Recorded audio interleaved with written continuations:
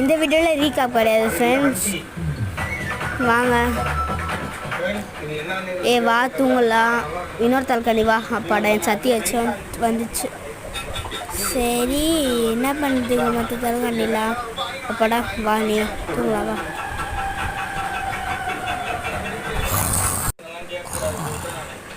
ஆமா தூங்க விடுமா. சூப்பர் இப்போ நான் ஏந்துடுறா. என்னடா ஏந்துடாடி டைம் ஆயிடுச்சுடா. மாமா வலியுதுமா மாமா வலியுதுமா விடுமா. சரி டைம் என்னாச்சுமா? செருப்பு பிடிச்சிக்கோ சொல்கிறேன்டா இதா.